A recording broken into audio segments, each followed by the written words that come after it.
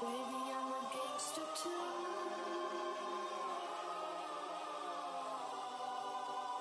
Baby, I'm a gangster too.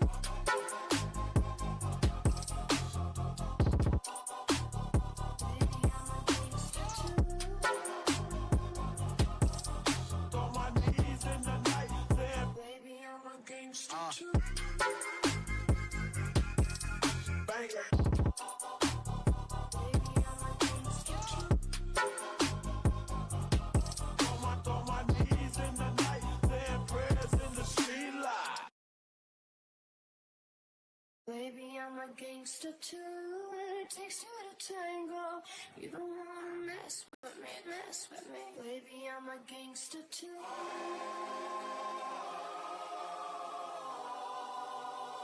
Baby, I'm a gangster too.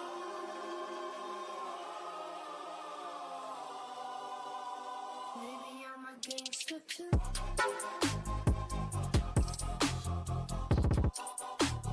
Baby, I'm a gangster too. On my knees in the night, then Baby, I'm a gangster too. bang it. Baby, I'm a gangster too. On my knees in the night, then prayers in the street light. Baby, I'm a gangster too. It takes two to tango. You don't wanna mess with me, mess with me. Baby, I'm a gangster too.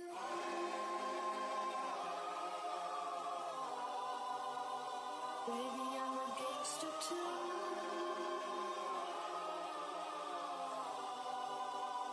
Baby, I'm a gangster too.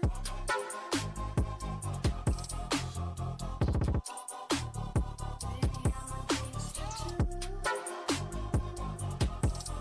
On my knees in the night, then Baby, I'm a gangster too.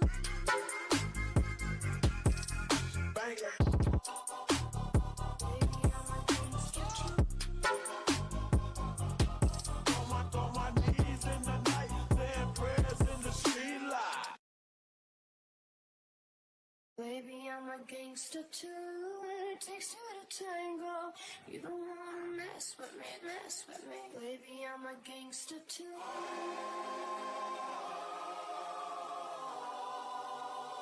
Baby, I'm a gangster too.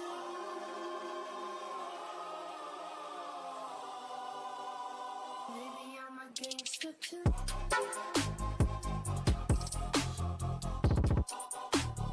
Baby, I'm a gangster too. On my knees in the night, then Baby, I'm a gangster too. bang it. Baby, I'm a gangster too. On my knees in the night, then prayers in the street light. Baby, I'm a gangster too. It takes two to tango. You don't wanna mess with me, mess with me. Baby, I'm a gangster too.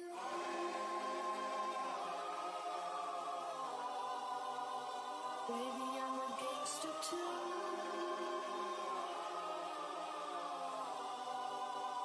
Baby, I'm a gangster too.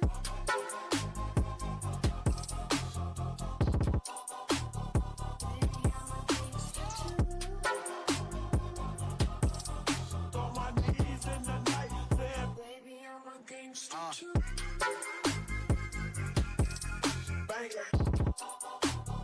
Baby, I'm a gangster too. On my knees in the night, then prayers in the street light. Baby, I'm a gangster too. It takes two to tango. You don't wanna mess with me, mess with me. Baby, I'm a gangster too.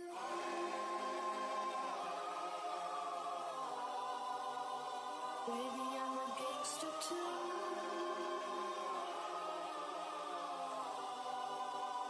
Baby, I'm a gangster too.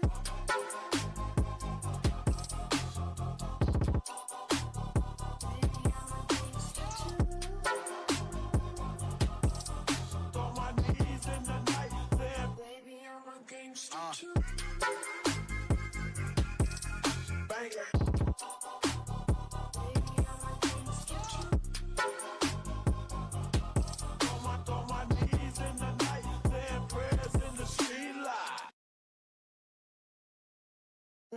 I'm a gangster too.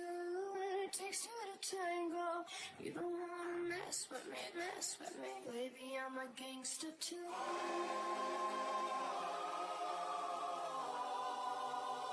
Baby, I'm a gangster too.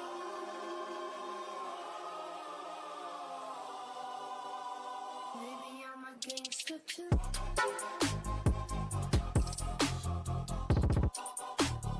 Baby, I'm a gangster too. On my knees in the night, then Baby, I'm a gangster too. bang it. Baby, I'm a gangster too. On my knees in the night, then prayers in the street light. Baby, I'm a gangster too. It takes two to tango. You don't wanna mess with me, mess with me. Baby, I'm a gangster too.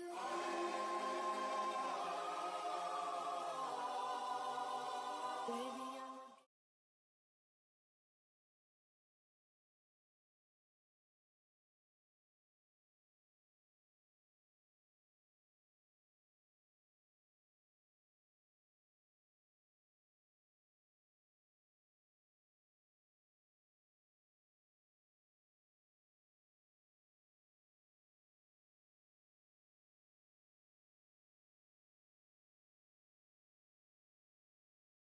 All right, good evening, Twitch.tv.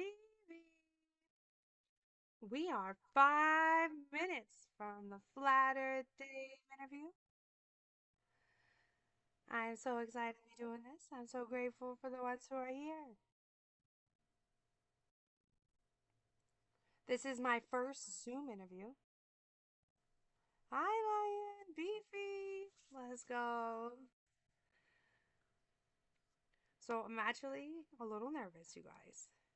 But with you guys on my side, I can't possibly fail at this. Um, so this is a little different from the gaming, and I know I have not done an interview in a long time, but I'm pretty psyched for it.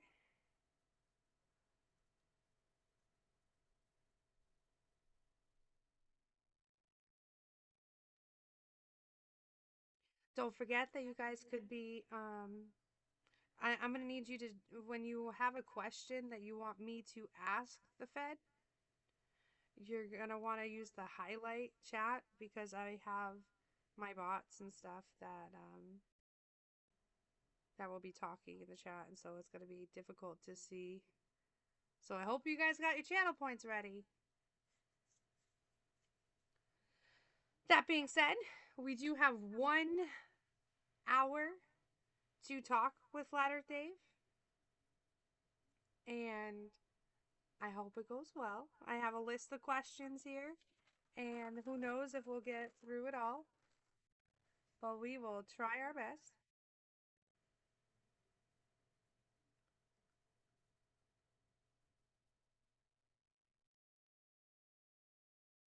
Let's see if I can.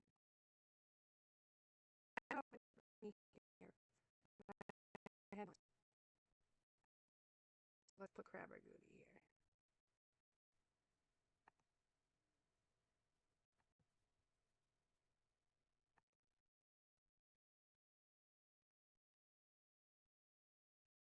Yeah, we'll leave Crabber Goody right there. Why not? She belongs in the corner.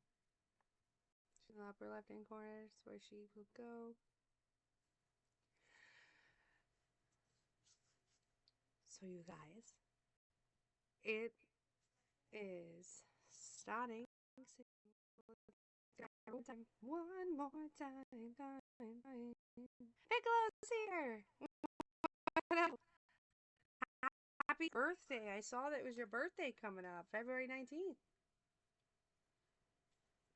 2 minutes? Oh, good golly. Let me join the Zoom call. Oh, jeez. It's happening.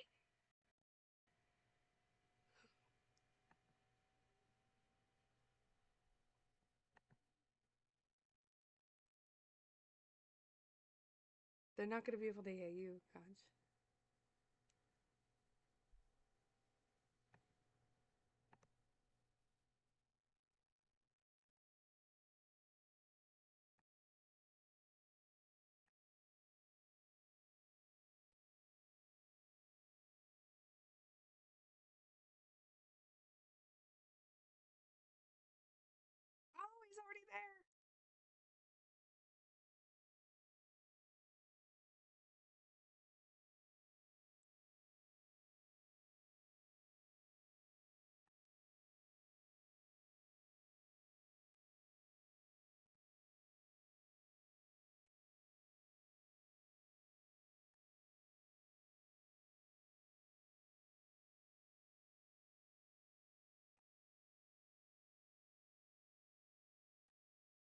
Oh, I hope my Wi-Fi does not crash. Because it is loading and loading, and we have 1 minute, and I want to do every minute I have with him will be a blessing.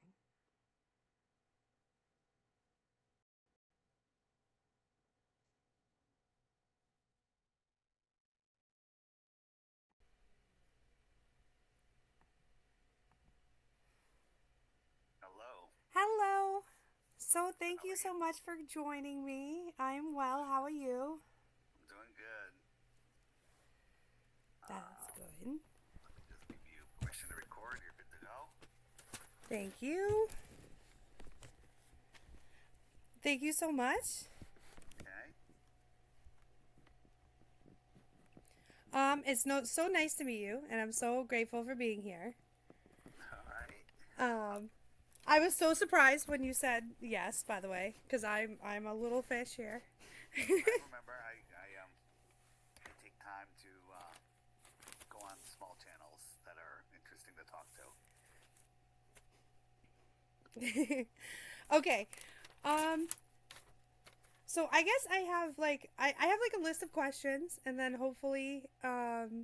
Sure. hopefully I learn a lot here. That's like my goal. Okay. Okay. Give me 1 second. Yeah, no, take your time. You're good. 1 second. You're fine.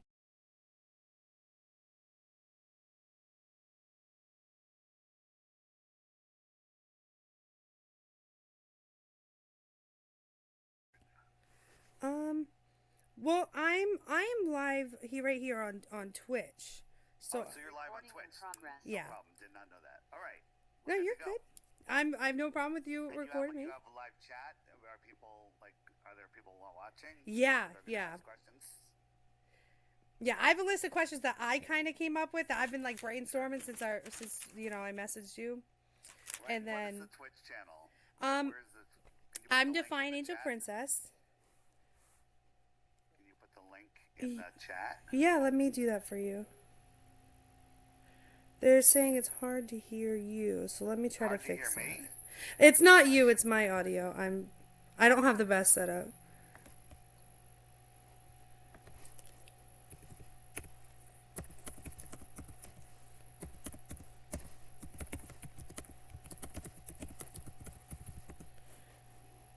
Hopefully that worked. I just like hand typed that. Hope so. Let's see. Let me see. All right. Anytime you're ready, feel free. Yeah, sure. I think I'm having issues. Okay. See, I'm hearing a buzzing, but as long as they're not hearing a buzzing, I should be fine. Once again, so nice to meet you. So I guess my first question that I have for you is, like, what is the flat Earth theory, and who introduced you to flat Earth? Well, what is the flat Earth theory? The flat Earth theory, it's not a theory, it's observations and scientific viewing of the Earth. The question that you really should be asking is, why do you believe the Earth is a globe when curvature's never been measured? We've only have, stories, boats going over the horizon, and we can easily explain that on a flat Earth. Um, it, people have an idea, like when they think flat Earth, you Google flat Earth and you see a disc floating in space. Well, that's two false models. That's a false heliocentric model and a false flat Earth model. That's not what flat Earth is at all. And what got me into it, I went in kicking and screaming like everybody else. I didn't want anything to do with it. I thought it was the dumbest crap ever. And then I was told by a researcher that I respect very much, like, Dave, you got to look into this. And I looked into it with a closed mind. I'm just going to debunk flat Earth, prove the globe, and be done with this. And that was 2014. And here I am today, speaking with you, talking about what is flat Earth. So flat Earth, if the Earth is a ball, then there needs to be curvature all the way around. So the farther you go, the more curvature there is, and that curvature, according to globe math, can be calculated easily. It's the formula is 8 inches per mile squared, which means that 1 mile is 8 inches of drop. But if you keep continuing out straight, tangent to the bottom of your feet, At 2 miles, it's going to be more. It's going to be 32 inches, and at 3 miles, it's going to be 6 feet. At 100 miles, it's 66 feet. No, Okay. at 10 miles, it's 66 feet. At 100 miles, it's 6,600 feet, over a mile of curvature. And the thing is, we can see things far beyond the limits of a globe. How's that for a start? Yeah. That okay. Yeah. Um well, thank you for correcting me with like the theory part. I was never I'm not sure and then like how to like how I was like the proper thing cuz some people are like, "Well, gravity's just a theory too." So I wasn't sure if that was like the proper terms. So like thank you for correcting me. Yeah, no, Um that's okay. It's okay. It's you would think it's a theory because of course, the Earth is a globe. You've been told it's a globe since before you could speak. All the children's shows they have astronauts in outer space, and Disney has astronauts on there, and it's all programming for your mind. And the question that you will eventually ask will be, well, why would they lie? What difference does it make? I still have to go to work on Monday. And that's the greatest question of all. But let's look at some of the evidence before we dive into why this epic lie. Because it is the most important lie. It's the lie that keeps us as slaves in this heliocentric prison, right? The heliocentric deception is a prison for your mind, and they don't want you to understand that you're at the center of creation. so it's about like a control thing. Well, it's totally about control. I mean, govern is to control, meant is the mind. Words have a lot of meaning. So the government is here to control your mind. And they've literally hijacked, the education system and turned it into the indoctrination system. If you want to become a teacher or a professor, all you have to do is memorize and regurgitate. And then you will become a teacher or a professor. So now, I could write the book of BS, give it to you, you could study it, and then I test you on it, you get 100, I'll give you a certificate. You are now qualified in BS, and when you talk BS with your friends, they're not allowed to question you because they don't have a degree. You do, right? That's what our education system is, right? If you want to get straight A's, don't question what's in the books. Regurgitate it perfectly, Yeah, right? like repetition and You just memorize and regurgitation. That doesn't make it true because it's in a textbook written by the Rockefellers, who clearly say they don't want a nation of thinkers, they want a nation of workers, right? yeah. So what are they going to do? Are they going to educate you so you can challenge their authority over you? That's crazy. Here's the thing that all flat earthers have in common. We look back and we go, how the hell did we ever believe in the globe? We also ridiculed flat earthers when we first heard about it. We ridiculed them, we made fun of them, we pointed at them, we laughed, we made insults, we made ad homs, and we threw out, what about seasons? What about sunsets? What about, day and night? What about, boats over the horizon? And then when it was explained to us and we looked at it and we did the physical tests ourselves, we're like, wow, all of that stuff does make sense. Seasons prove flat earth. Absolutely. Everything. I mean, everything proves flat earth because we're not, let me ask you a question. I'm going to ask you a series of questions. And when I was asked these questions, I got them all wrong. So if you get one right, you do better than me. Okay? Okay. Ready? What's the circumference of the earth? According to the globe earth. That was actually my next question that I have written down for you. Is It's 24,901 miles around, right? That's what they Wow. say. What's the radius? Well, if you don't know the circumference, you don't know the radius. How far is it from the sun? Do you know that? I do not know how far away it is. 93 million miles, they say, right? But how wide is the sun? 186,000 miles wide, right? But it's 93 million miles away, so it looks small. And the moon is 1/400th of that size, but it's 400 times closer. Or the sun's 400 times farther than the moon, so they look like they're the same size. Or maybe they're just the same size, right? Oh, okay. So is the moon? So the moon and the sun are the same size? Look at that sky. Are they the same size? They do appear to be the same size. Yeah, that's not even a concept that I thought about. Like, genuinely. They're the same size, but they tell you one's 400 times bigger and 400 times farther. Then they tell you that a solar eclipse is when the moon lines up perfectly with the sun and blocks it out. If the sun was 400 times farther and the moon, 400 times bigger, the chances of it lining up for us to see are infinitesimally small, right? That's just once. But there's eclipses every year, and then every 18 years they come in patterns. They come, in just in like a pattern, and a pattern means it repeats, and that pattern repeats every 18 point something years, where all of the eclipses repeat again and again and again, like a fine gears on a clock. Yeah. Okay, so that's impossible in a gravitationally held together heliocentric world. We're spinning at 1,000 miles an hour. So that means when you watch the sunset, the sun's not just moving away like every sense in your body tells you. You're falling over backwards faster than the speed of sound, and it just looks like the sun's getting farther away. That sounds crazy because it is crazy, right? You're orbiting the sun at 66,600 miles an hour average speed. Funny number, 666, right? 66,600 miles per hour. You can't fathom that speed, okay? And then we're chasing the sun at over a 500,000 miles an hour as we corkscrew through the galaxy, never to return to where we were before. All of these motions are going on. They say that 80% of the stars in the helios in our galaxy are what's the word I'm looking for? They're bipolar, which means bipolar is maybe that's not the word. They're orbiting around each other. Okay. Okay. They're in a binary. They're in binary orbits. So two of them will orbit. So all of the stars are moving in their own directions. We're moving a 500 million, 4.4 billion miles a year, never to return to where we were before. When we look up at the stars at night, they never change. They never change. Take a picture of the stars tonight at whatever, at midnight, go out and take a picture. At 10 p.m., doesn't matter. Take a picture, and then remember exactly where your camera was and exactly what time you did it. Put a note in your calendar to do it again next year and in 10 years. And every single star will be in the exact same place. How's that possible? And I get what you're saying because like Orion's Belt and all these named stars have been around for forever, And they've never changed. We're moving 4.4 billion miles. And before we get like too far back, like forward, when you were talking about like education and stuff, like I just want to say first off, I'm gonna be as genuine as I can throughout this whole thing, no problem.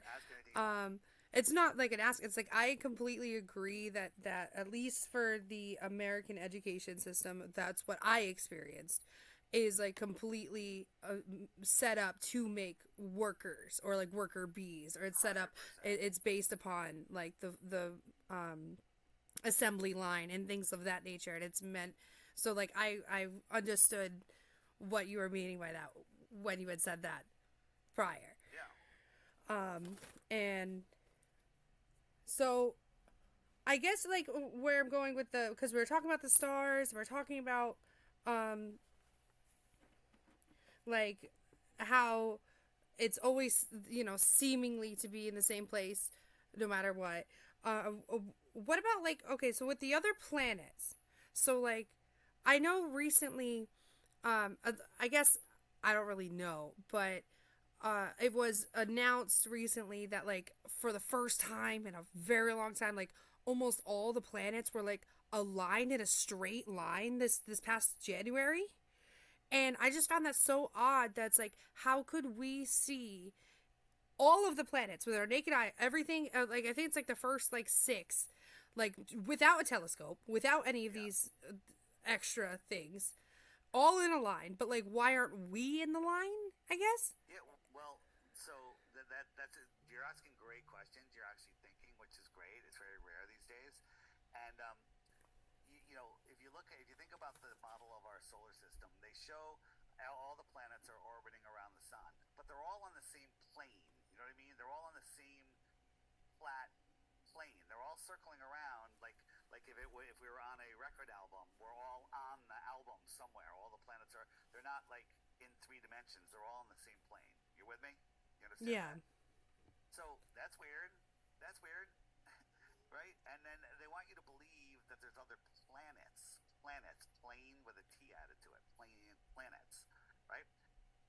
I don't believe in other planets. Now, you can look up in the sky tonight, you'll see Mars and Jupiter and Venus. Well, one, we shouldn't be able to see Venus because Venus is in between us and the sun, so how the heck are we seeing in the sky? But let's look at Jupiter, because Jupiter is very bright. You could even say Jupiter is almost as bright as the sun. It's just like a big star, so it doesn't blind you. You can look at it, but it is fire in the sky. When I say fire, I mean it is bright it's bright. It's bright as can be. You have to believe that Jupiter, that's made of dusty, dirty gases, is reflecting sun. You ever see gas reflect sun? Gas absorbs light, right? But it's reflecting sunlight, and it's traveling 400 million miles away back to your eye here on Earth, so you can see it as bright as you see it. There's a thing called the inverse square law of light. Sounds complicated, but it's not. Every time you double a distance to a light, it becomes half or a quarter as bright. Some people say half. I'll go that. I think it's a quarter, but we'll just say half. Half as bright. Double it again, half that. Double it again, half that. Right? So, so they say, you've seen the model of our sun. If our sun was a yoga ball, right? You know what a yoga ball looks Yeah, like, right? yeah.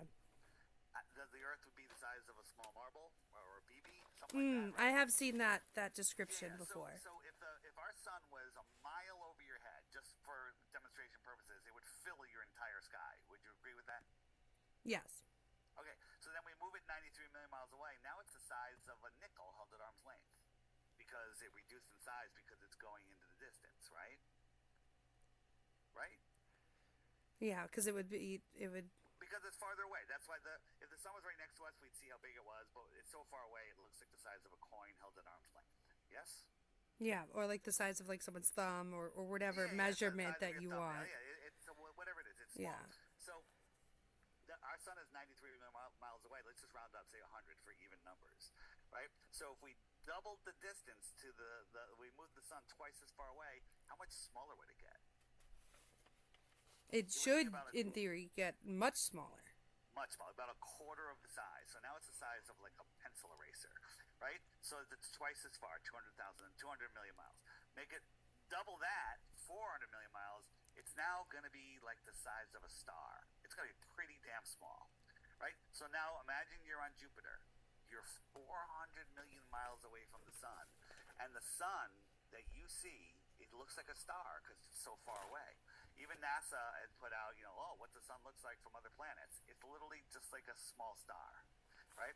So you have to believe that that small, distant, weaker, less bright sun is lighting up the non-reflective gases on Jupiter.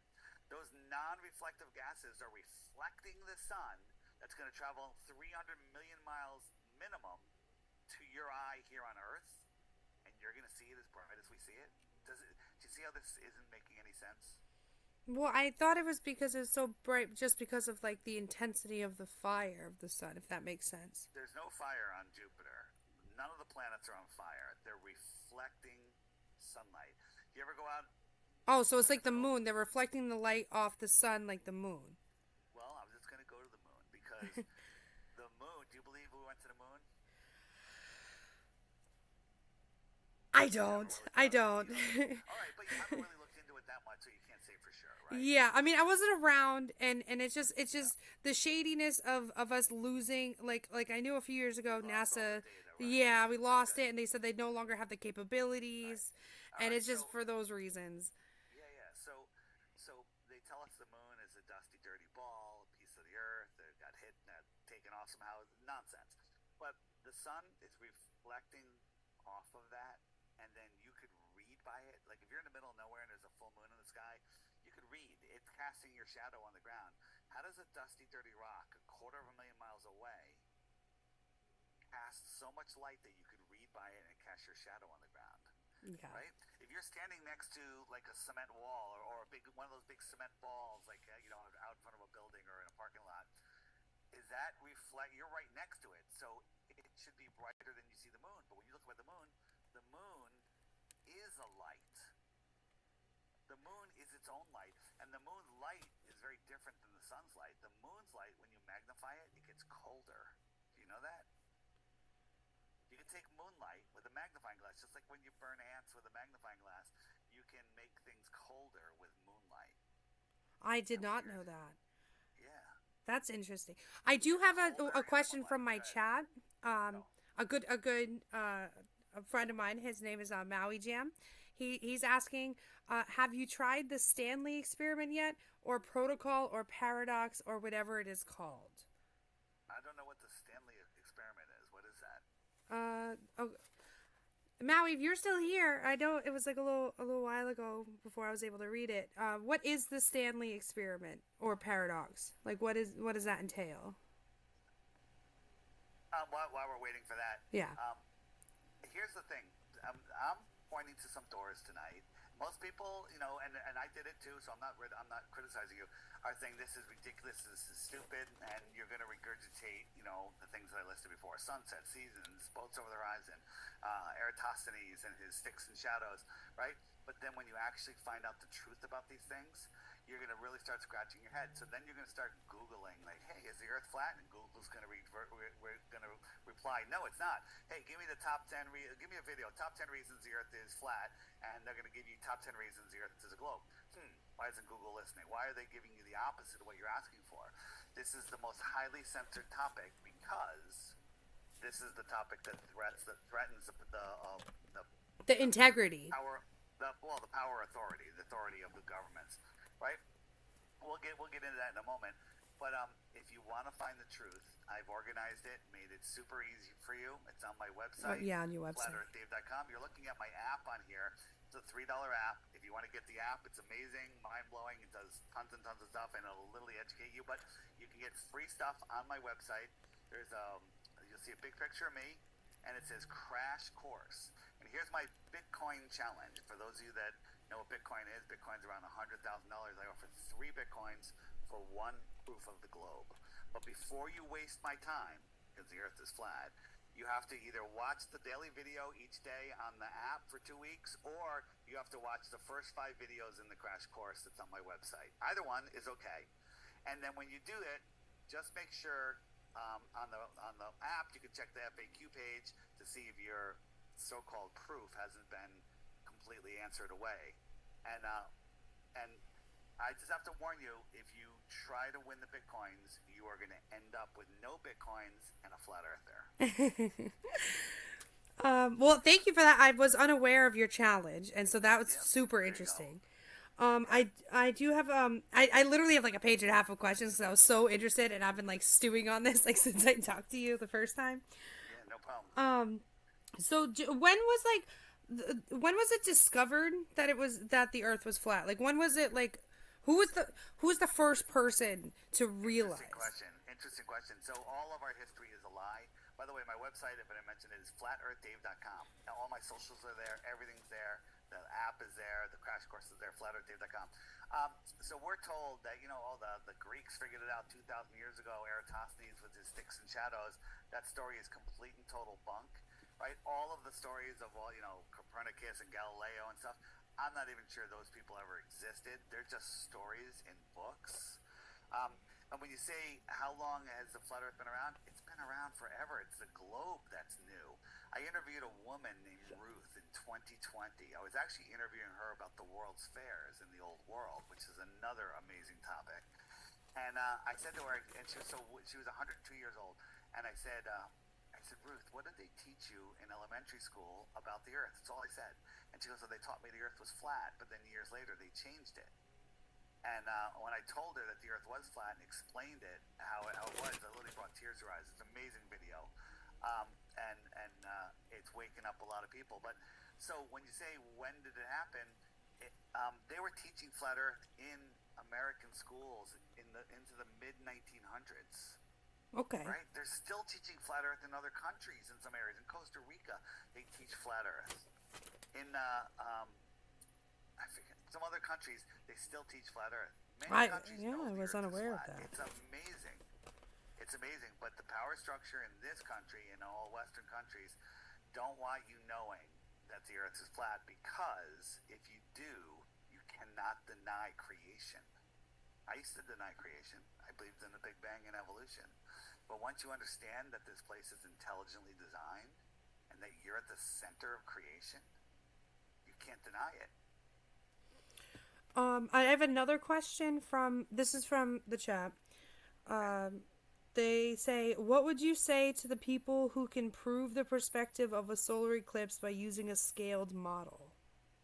Well, you can make a model. A model doesn't prove, it doesn't make it true, because you can make a model.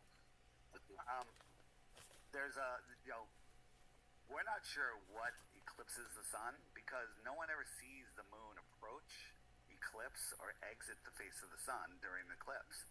Now, it sure looks like it's the moon. I've made a model where I can show that the sun is being eclipsed by the moon from behind the sun that we see, right? And you can find those videos in the eclipse section on the FAQ page of the app. Okay. But there's another eclipse, the lunar eclipse. That's when the Earth gets in between the sun and the moon and casts a shadow on the moon. Now, if you actually look into casting shadows over long distance, it's impossible. You can't do it. Go out at noon, put a basketball on the ground. Notice the nice sharp shadow around the basketball. Now, lift the basketball up over your head and look for the shadow. It's gone, right?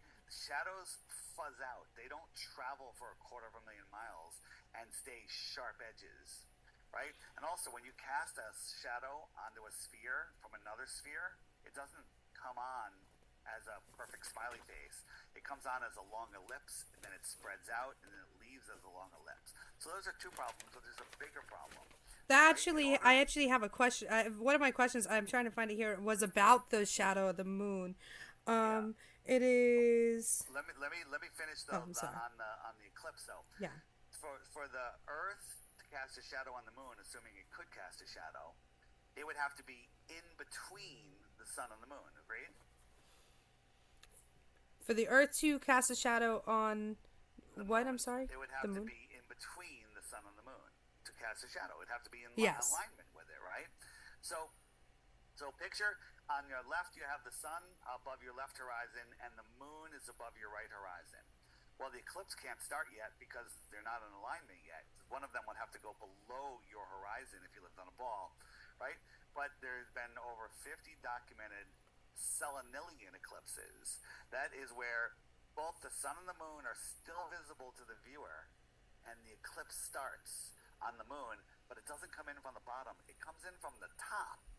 So there's two problems. One, they can see the sun and the moon both above the horizons, which means that the Earth is not in between, and the eclipse starts from the top, not from the bottom. Right now, if you are able to picture all of that when I'm describing the eclipse, you'll understand that that's impossible. And guess what the scientists call the selenilian eclipse? They call it the impossible eclipse. But they don't explain anything. Well, it's called the impossible eclipse because it happens, but we're just going to ignore it because that's what heliocentric scientists do. They ignore anything that goes against So what their is the shadow of the hypothetical moon? model. Because What is the shadow? because the shadow of the moon is round, right? It's got that like half moon. I mean, well, Yeah, like yeah. If you take a sphere and get a single source light, light it up, and then get a book, a straight edge, and eclipse it, you're going to see a curved shadow. Now, I'm not saying that a flat Earth or straight edge is eclipsing the moon. I don't think anything is eclipsing it from the way we see it. I think the moon is powering down. The moon is a light, and then it gets eclipsed by some other dark body or something, which is causing it to power down. The sun and the moon are an electrical system, and the sun's energy, I think, gives the moon its light. But when it gets close like that, it powers it down, and then there's an eclipse, which it's more complicated than we can get to on here. Yeah. But on my app, the Flat Earth Sun, Moon, and Zodiac Clock app, you can find it at flatearthdave.com. On the FAQ page, which is this question mark button, click the eclipses, and there are tons of videos in there that Google is hiding from you. Even if you search for them by name, you won't find them.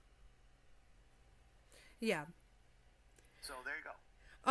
So we covered the shadow at the moon and the eclipses.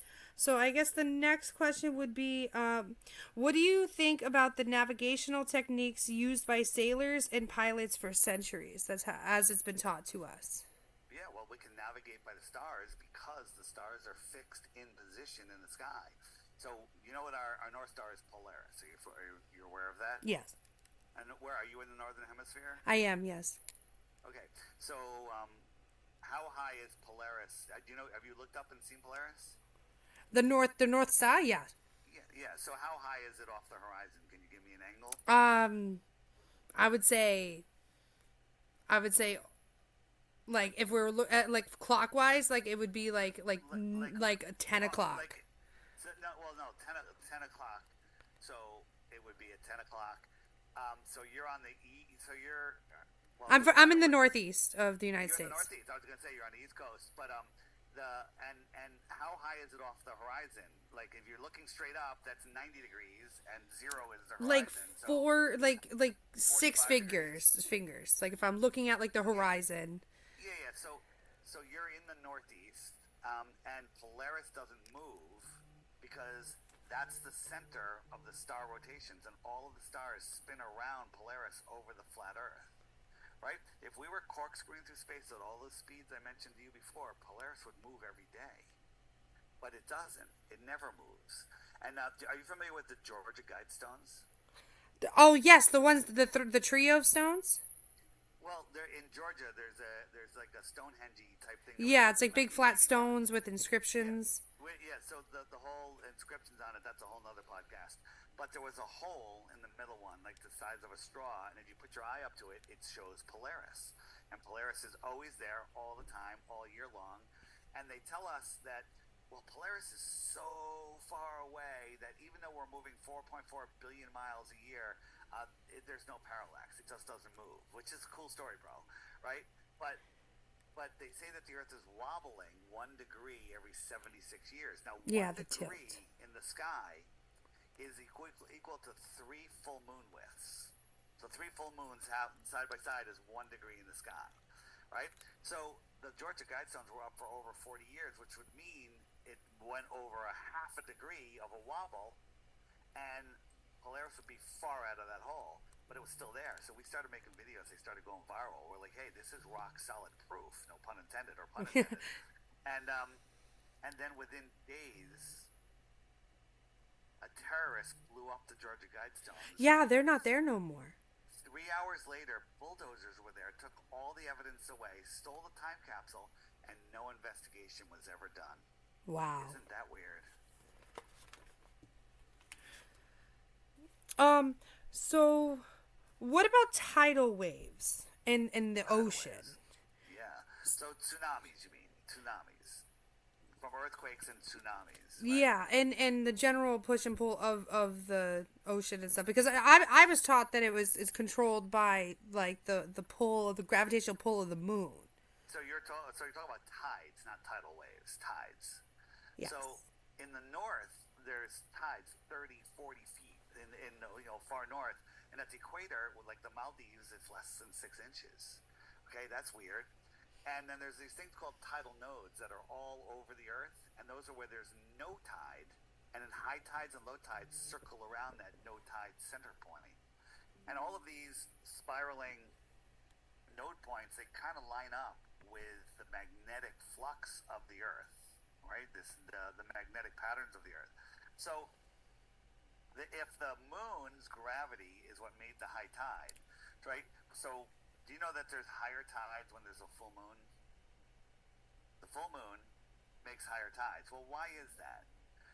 I don't know. If it's the heliocentric model, it's just the full moon is just a moon with sunlight on it. A new moon is just a moon with no sunlight on it. And think about this.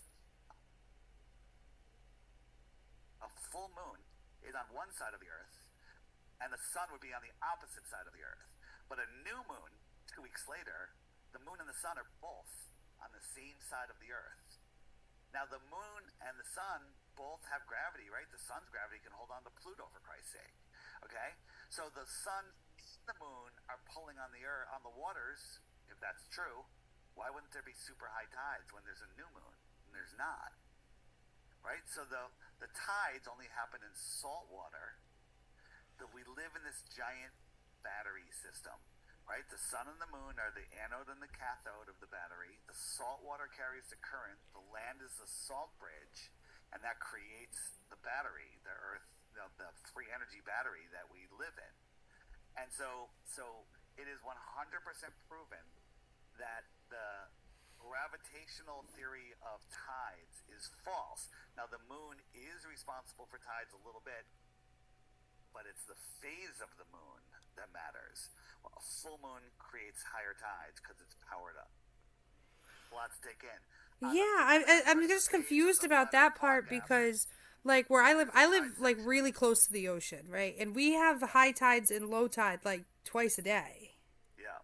Well, twice a day. So on the app, there's a section called "What About Tides," and it has all of that stuff. But let me tell you your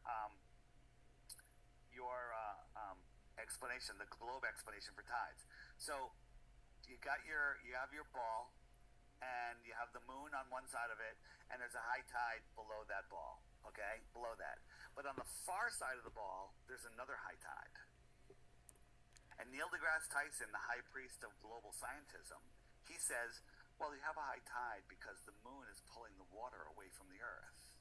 But the water on the other side of the earth is so far away that the moon is pulling the earth away from the water to create that other high tide.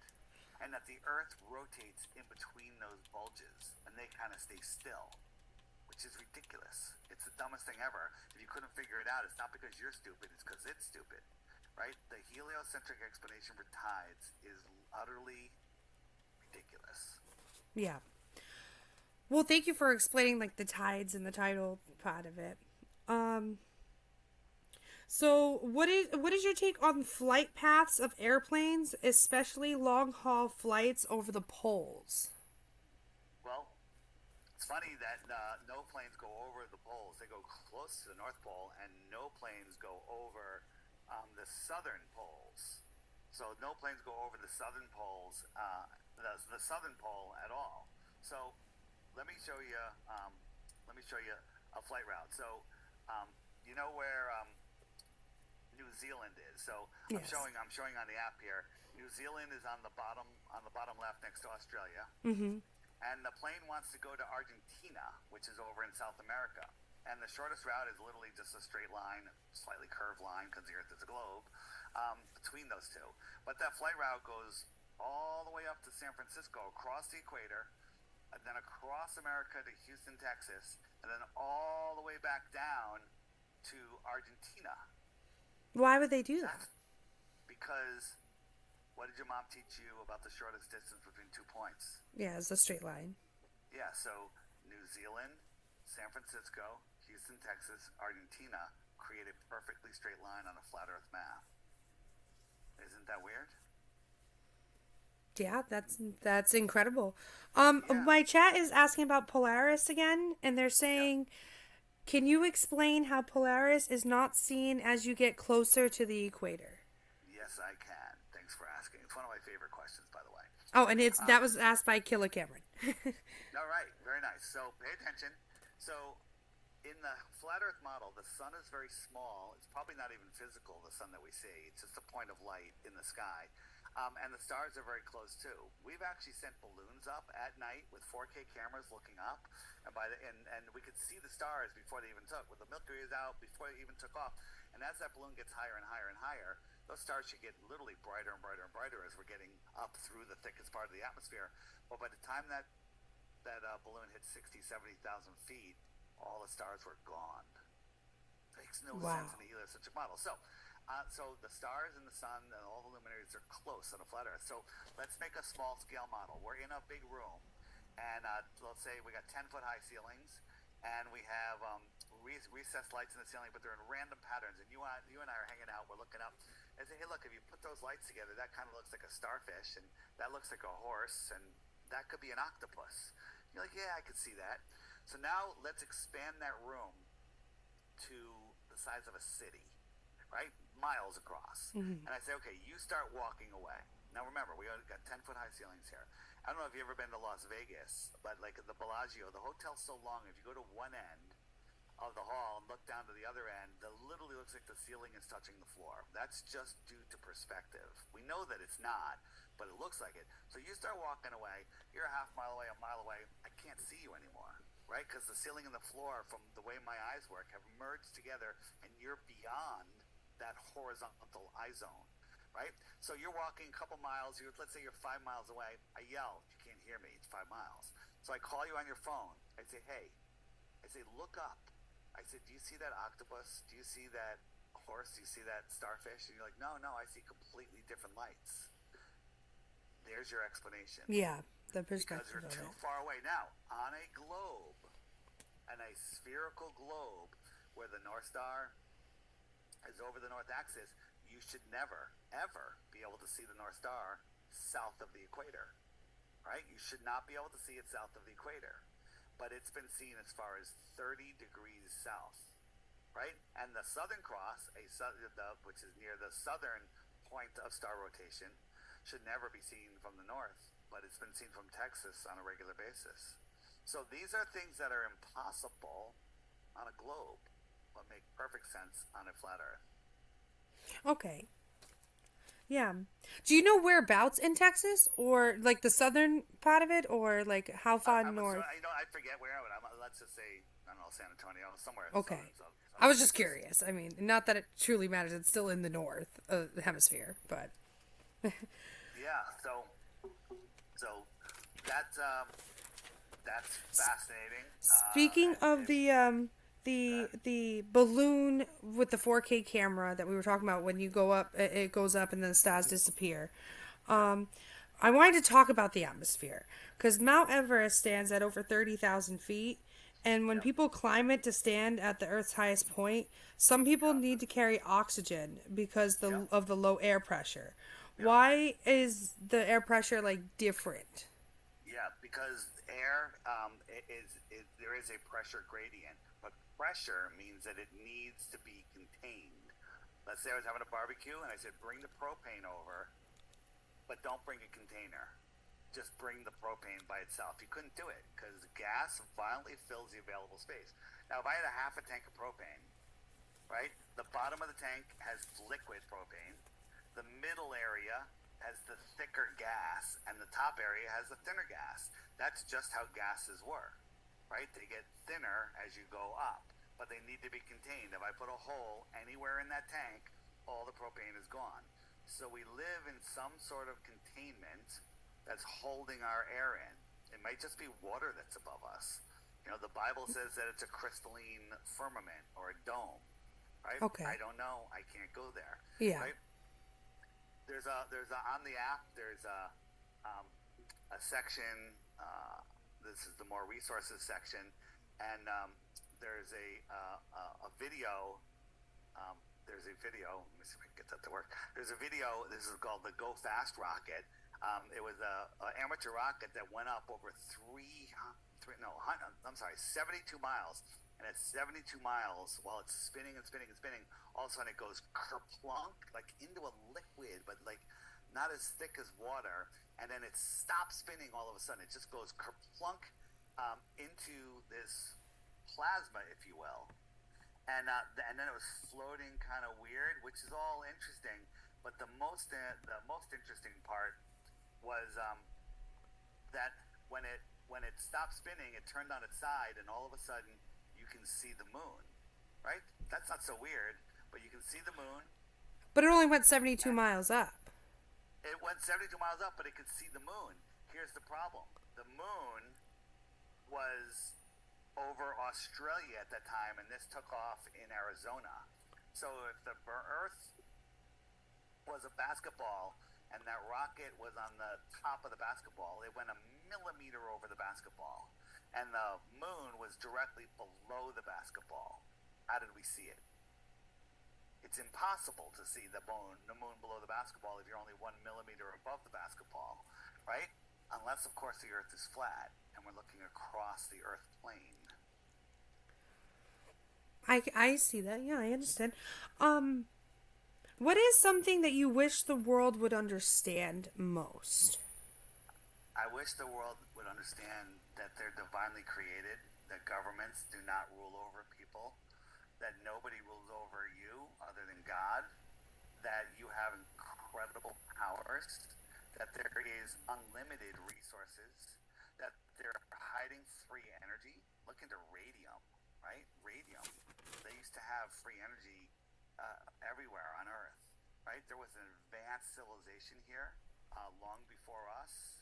And if you on my app, there's a old world section which looks like a dragon, and you click there, and there is all sorts of amazing stuff on my website. There's a button, there's a big banner that says Old World Order.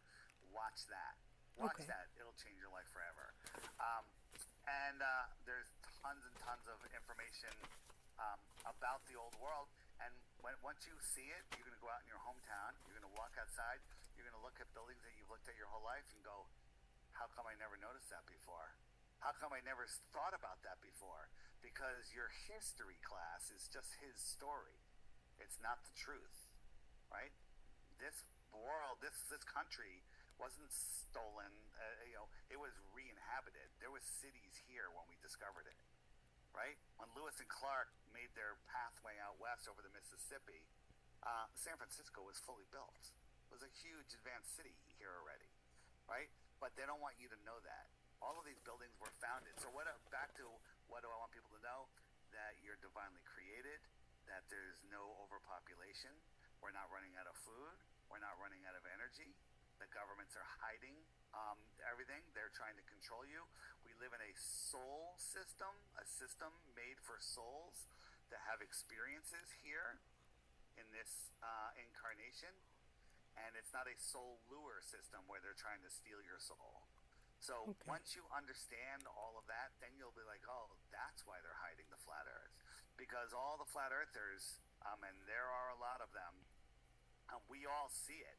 We all see it big time.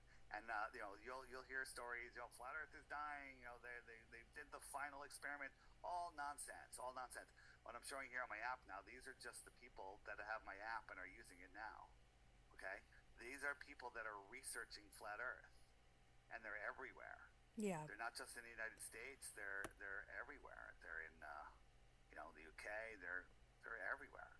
So this is something that's growing. Once you see it, you can't unsee it. You can't unsee it at all. South Africa, and once you see it, it's a game changer forever. So I know we talked about what the heliocentric perspective of the size of the Earth, but what is your perspective of like the size of the Earth plane or the flat Earth? Like what's Sure. So I think that the dimensions of the world that they give us spread out in a flat plane is where we live. Now, we don't need to speculate what's beyond the shoreline of our world to know, to say what's out there or what's above higher than we can get, which appears to be about 72 miles. Um, but I think that there's more land beyond the shoreline of our pond, right? Our pond, large bodies of water at rest need to be contained. A pond needs to have sides, because if the sides aren't there, the pond will flow away, right? A lake needs to have the land all the way around that's higher. Guess what the highest continent on Earth is? Antarctica. It's over double the height of the second highest continent. Antarctica is not a continent at the bottom of a globe. Antarctica is the shoreline around our world. okay? So I know earlier we talked about how lakes do not have tides, but the ocean does. So how do the tides work with Antarctica as the Well, edge? there's magnetic. We live in this toroid, this magnetic toroid that's spinning around. So the energies are moving around. You can look into. You ever heard the term the fountains of the deep? Um, Personally, I think that the Earth is inhaling and exhaling twice a day. Every 6 hours in, 6 hours out in the north. And Okay. then the electromagnetic flow around the Earth is causing all of these other currents and vortices. And I think that's where the tides come from. It's certainly not the gravitational pull of the moon. Okay. Well, I thank you for like explaining that because I was like, oh wait, let me circle back to that. Yeah, but again, uh, people like, oh, Dave's just trying to sell a $3 app. I'm trying to give you the information, right? And if you want to support me so I can do more of this stuff, it's $3. It's a cheap cup of coffee, and you have the app forever. But what about tides? You see the yellow right there? Mm-hmm. What about tides? Yeah, There's it's right there. tons of information right there, and hey, why the lie? That's worth the price of the app. The seasons, the southern stars, the rotation of the southern stars, all of this stuff. Where does the sun go? Another great section. These are things that are all being hidden from you. They don't want you to see these things because when you do, you can't be put back to sleep. So are all And pilots under like do all pilots like know the truth or are they also like asleep in yeah, terms of like this section right here, pilots and scientists, oh okay. right? And there we have tons of pilots. I can call a pilot up right now, American Airlines pilot, a Delta pilot, Qantas pilot. These guys, most of them, you know what? I won't say most of them. Many of them know, but they're never taught about um, the spin and the curve of the Earth. Think about this: a pilot's 125 miles from an airport, and he says, "Okay, I'm going to start descending slowly." I don't want the passengers to be uncomfortable. I don't want to go into a dive to get to the runway. So 125 miles, I got to calculate. All right, if I'm at, let's say 12,500 feet, I got to drop 100 feet per mile or whatever it is. Whether you got to drop. You've got to figure out the calculation to drop. The funny thing about that calculation is they calculate. Okay, if I'm at 10,000 feet and I got 10 miles to go, I got to drop 1,000 feet per minute to get to the airport. Right? Make the math easy. Yeah. Right? But at 125 miles, that calculation, if he doesn't calculate curvature, which he doesn't, he'll be 2 miles too high when he gets to the airport because at 125 miles on the globe model, the Earth drops 2 miles. So if he doesn't calculate that extra drop, he's going to fly right over the airport. But they never calculate that drop. They never calculate spin. When they're flying east or west, is the runway coming at them or running away from them? They don't calculate any of that. If you flew from Alaska, right, where you're only supposedly orbiting around that center point at maybe 300 miles an hour, and you flew to Ecuador and tried to land on a runway that's north-south, that runway is moving over 1,000 miles an hour sideways. How are you going to land on it? Unless the Earth is flat and none of these motions matter, airplanes fly straight and level over the Earth plane. And that pilot section that I showed you a minute ago, Yeah. there's one video. It's called 27 Pilots Blow the Whistle. Right on my website, under flatearthdave.com, under the crash course, I believe it's the third or fourth video. It's called Flatten the Curve, and it's a bunch of military pilots and weapons guys that completely blow the whistle on the globe lie. They're like their weapons wouldn't work, their flights wouldn't work, and they explain exactly how. These are military guys that are explaining they know the Earth is flat, otherwise they wouldn't be able to do what they do. So again, Do you it's think up to you. I know this is probably like a really like out of the like way deep into like conspiracy question, but like when you mentioned it was like 27 pilots, do you think that is like the reason why that band is called that? So that if I Google 27 pilots, in order to try to get the information we're talking about, instead we get like that mainstream media because I like that's just something like just randomly popped in my head. Right. So when the globe trolls, there's a team of government shills out there making anti-flat Earth videos. They show up when you search flat Earth. Those are the top videos that you get. They push all the videos that they want you to see, right? But the flat Earth videos don't show up unless you say sort by date. Then they do show up. But there's so much garbage, it's hard to find the good stuff. That's why I created this app. It organizes everything. All the new videos are on there. There's featured videos every day. There's archive videos. There's the homeschool section. There's books, right? Amazing books on flat Earth. I get them divided up into kids' books, more lands, biblical, novel, all sorts of stuff. There's all sorts of stuff. I even have a friend finder on here. On the friend finder, there's a dating section because basically, bad news, good news. Once you become a flat earther, you've limited your dating possibility to only flat earthers. Okay. Well, yeah, but that's it's the globalists. same thing as like almost like religion too, though. Like bold opinions and bold Yeah. perspectives are tend to isolate you. Well, the good thing about flat Earth is, once you see it, you can't unsee it. And if anyone, if you're a flat earther and your partner's not, if they're intelligent, you can show them that the Earth is flat. All they got to do is listen, and all they got to do is look, and they got to use their own brains and not believe they have to verify and prove everything. Yeah. That's easily done. Easily done. But you have to be willing to admit you've been lied to your whole life. Some people just can't handle it. Do you feel in danger for spreading this sort of truth?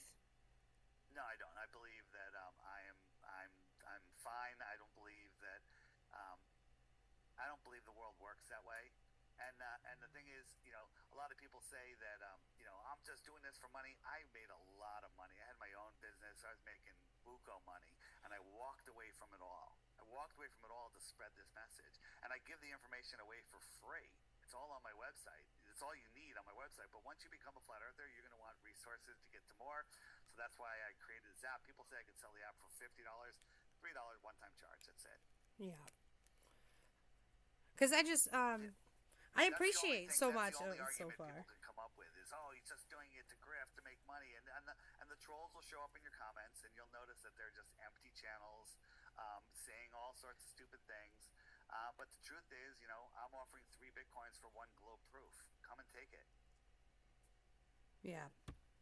That is so. It's I tried to do my research before this, and I did not hear about that because that Bitcoin challenge is really just saying like, hey, like I'm open to new information. Just come provide it, and No, you even have a the globe reward trolls for will it. try everything. They're like, oh, his Bitcoin challenge has been, they've given him dozens of proofs, and he won't pay up. Show me one proof, right? They're going to come up in hordes in your comments. And they're going to be like, oh, he's a grifter, he's this, and he won't explain sunsets. I've explained sunsets 1,000 times, right? But they'll never offer a globe proof. And if you look at their channels, I call those, all the commenters that'll show up, I call them the globe proof channels, because if you look at their channels, there's nothing on them. They're empty. They're trolls. They're bots. They're either lazy trolls or bots. So again, don't believe anything I say. Verify this stuff yourself. I've made it super easy for you, flatearthdave.com. I've even made it free if you don't want to buy the app. Go for it. So when you said that that there are like no other planets earlier on, Yeah. so are those projections, or like what are they? Are they just to make us believe in the heliocentric Good control? question. It's a good question. So all of they used to be called wandering stars until NASA took over. All right, wandering stars are all named after gods, which is fascinating. And astronomy, which I used to think was real science, it's pure pseudoscience. They don't use the scientific method at all in astronomy. They use math formulas and assumptions and nonsense, right? Astrology is the real science, which I used to laugh at and mock at. I'm like, how could Mars, 400 million miles away, be in retrograde and matter on my life at all? But then you find out that Mars is part of this electrical system that we live in here close to Earth, and its movement does affect your life. Then it's fascinating. And if you look at astrologers, there's some really great flat Earth astrologers out there because they know that the Earth isn't moving, right? Astrology talks about the movement of all the planets, but they never talk about the movement of the Earth. Wait a minute, we're moving 4.4 billion miles a year, and that doesn't matter in astrology? Well, it doesn't matter because we're not moving, right? But flat Earth astrologers know that we're not moving. So we're not moving, but the what we would call in layman's terms planets, but are actually called wandering stars. They're moving, The or only thing that you can say about the lights in the sky, from the sun, the moon, the stars, asteroids, whatever you want to call it, Ailey's comet, is that they're lights in the sky. No one can say anything else. We don't know how big they are. We don't know how far they are. But our consumer optics have outgrown their lives, and we see amazing stuff. Check out the stars section on the FAQ page on the app. Mind-blowing videos there. Or just go to my website, flatearthdave.com. Click on Flat Earth Dave interviews, and I have lots of video interviews where I go over all of this stuff. okay. So again, it's all there for you to see. You can lead a man to knowledge, but you can't make him think. What do you think about climates and how they're different for different countries and according to like where you're at on that's something that's being talked about in my chat right now. Yeah. So seasons are fascinating, and they actually prove um, that the Earth is flat. So they tell us that the sun is so far away that the rays come in straight, but we're tilted at 66.6 degrees, and we're spinning. Well, how come the heat pattern is staying in between the tropics? It should be going across diagonal to the poles because we're tilted. But if you look at it on a flat Earth, the sun and the moon travel in between the two tropics, which is the yellow line and the red line. 6 months out to the red line, Tropic of Capricorn, 6 months into the inner line for the northern summer, which is the Tropic of Cancer. And if you look at the flat Earth heat map, that's where the heat is. The heat stays in between the tropics because the sun goes in and out, radiating the Earth around and around and around. Those places in the middle, the sun will pass over them twice a year. That's why it's so hot. And places like where we are in the Northeast, the sun never even crosses over us once. It gets close to us in June, then it starts moving away again, and we have our winter. The sun is lower in the sky in the winter because it's farther away. If you stand under a street light, that's your summer sun, let's just say. And then the 1, 2, or 3 lights away, that's your winter sun. It's lower, farther, and it isn't giving you as much heat.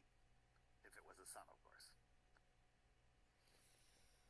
There's a great section in the app on the FAQ page called Seasons, and it has some great videos on seasons. Seasons right there in the middle. Yeah. Okay, well, I appreciate that. So they're saying, not seasons, but climates, and their example was desert countries exist adjacent to countries with vast farmlands, and some countries even have both. So I think they're talking just about, like... That has to do with the topography, and also, lots of stuff has been done to alter this planet, incredible strip mining and all sorts of stuff. So, man has been manipulating the weather since early 1900s, and with all of the spraying of stuff in our sky, who knows what this world is supposed to look like at this point. There's no such thing as natural weather anymore. Did you see, speaking of like manipulation of weather, so India had admitted to using drones to manipulate weather in order to incite rain when it was like a wicked dry. Yeah, Dubai actually has an active weather modification center. They admit it all the time, and that's why just last year they screwed up and they flooded the desert. They're literally, all the cars were underwater in Dubai. It's a desert, but they flooded it because they're literally playing with God. How deep is the Earth? Well, the deepest hole, flat or round, is only 7.8 miles. It's called the Core Borehole. It was dug in Russia, joint venture with the United States and Russia. And while they were digging, they were using ground penetrating radar to see what they were going to hit next, and it was wrong. Hey, no more rocks. They hit rocks. Hey, no more water. They hit water. Right? So they couldn't even figure out what was in the first 7.8 miles. But then it got to a point where they hit an impenetrable barrier. They tried for years. They tried blowing it up. They tried drilling it with diamonds. They tried heat. They tried everything. And they could not get any farther. And so it's kind of like bedrock. I don't know how familiar you are with video games. Video games is predominantly like what I do, but it's kind of like in Minecraft how it's like Minecraft is a flat Earth area, right? And at the very bottom of that is like bedrock where you can't go any further. So is that what you mean by that layer that you were just describing? Maybe. I mean, we could drill through bedrock. We can drill through any known substance, but we could not drill through the bottom. That could be like the firmament above. Maybe it's the same material. I don't know. But then they show us the meme of the flat Earth, of the globe Earth with the magnetic core at the center, and they show us all the layers. Wait a minute. They couldn't get the first 7.8 miles, but they know the next 4,000, right? That would be like taking a drill and drilling through an apple, and you got a quarter of the way through the skin. You were wrong every step of the way, but you know what the core is all of a sudden? Right? Yeah, I was taught that the core was like liquid metal, like it's hot a lava. molten magnet. That's another thing they're laughing at us for, because you can take any magnet, and when you heat it, before it melts, it hits what's called the Curie point, and that's where it loses all magnetism. So there's no such thing as a molten magnet, except in the center of the Earth. There's no such thing as uncontained gas, except on the Earth and in space, where gas turns into burning suns, right? The heliocentric lie breaks every law of science. It's pseudoscience. Yeah. Well, thank you for explaining that. Oh, I have a sailor, a naval sailor in my chat. Okay. He was asking you to explain over the horizon and that he's seen it firsthand while he was on the water. Well, what does he mean by over the horizon? Because a 6 foot tall person standing at the edge of perfectly calm water should not be able to see the surface of the water beyond 3 miles because it's a 6 foot drop. But there's we have Army Navy guys that operate the rail gun that can shoot something 125 miles away. That's 2 miles of curvature, right? They can see a target and nail it with a projectile to 125 miles away. So that's 2 miles. So there should be a mountain of water 2 miles high in between them. But for some reason, they can see them. They can target it. They can hit it with a laser, and they can hit it with target it with a laser and hit it with a projectile. Right? Submarines at the bottom of the abyssal plain can see other submarines with their sonar over 100 miles away. Sonar bounces off of anything that it hits that's solid. Well, there should be a hill of dirt over 6,000 feet high in between those two submarines. For some reason, the sonar climbs over that mountain, goes down the other side, hits the submarine, turns around, comes back over the mountain, back down, and says, oh, look, there's a submarine on the other side of this mountain. Or, but that's impossible, it's just shooting sonar straight out. We also have microwave towers, right? Microwave towers on boats, right? Just like 10, 12 feet off the ground that need line of sight. These towers should not be able to see beyond 8 or 10 miles, but they're going 800 miles. 800 miles, right? That's like 60, 70, 80 miles of curvature is missing. It's missing. It's missing Yeah, from that math. from well, that's their math, Yeah. right? Yeah. And they'll say, "Oh, it's refraction. You see refraction. There's all this refraction happens, right?" So right there, they're admitting that they don't have a physical horizon on a globe, but they want you to believe that boats disappear bottom up because of curvature. It's wrong. It's just wrong. Um, Hey, the sailor guy on my website, flatearthdave.com. See a picture of me, crash course. Click it. Scroll down third or fourth video. It says "Beyond the Curve." Watch that. Flatten the Curve, not Beyond the Curve. Flatten the Curve. Beyond the Curve is a hit piece on Netflix. Flatten the Curve. Watch that. You'll love it. well, thank you so much for taking all this time. All right, man. Um, Thanks. yeah, it was so nice like meeting you, and I feel like I've learned a lot. I've taken a lot of notes. Well, here's the thing. Well, I tell people just take it slow. Don't believe anything. Verify everything. Start watching the videos. You can watch the ones on my website. If you want to get the app, that's great. Every day on the left-hand corner of the app, there's a daily featured video. So get up in the morning while you're having your tea or coffee or cereal or whatever you're eating. Just watch the video. Watch one video a day. And I guarantee within 2 weeks, you're going to be like, the globe is nonsense. Right? Again, go out and verify these things yourself. There's all sorts of tests that are done. On the more resources section, there's a thing called experiments. We have all of these experiments that have been done for you and documented for you to see. Yeah, well, this is so interesting, and yeah, I actually didn't even know about your app until I got the email earlier today about your app, and I was like looking into that, because I got the email, for the link to be here, and I was Yeah. like, oh, he's got an No. app, and I was like looking at Yeah. it. Listen, go read the reviews on the app. Except, of course, the trolls that are trying to stop, steer you away. If you read all the comments everywhere, you'll just give up because you'll be like, "Oh, this is too crazy." And that's the idea. They don't want you knowing how powerful you are. They don't want you knowing that there's unlimited resources. They don't want you knowing that they don't have control over you. They don't want you knowing that there's probably more land. They don't want you knowing that there's free energy. Right? Imagine if you had a radium device that would power your home for hundreds of years, power your car for hundreds of years. Would that change your life? Yeah. So when you say they, you mean like do you mean like the like quote like 1%ers or the elitists, or do you mean like all governments in general? It's beyond that. Governments are just the puppets of the real controllers. There's like 13 or 20 families that we don't even know their names that run this world. All the world leaders. Um, at one point, they all go to Antarctica, and I think that's where they're getting their marching orders from the real rulers of this earth.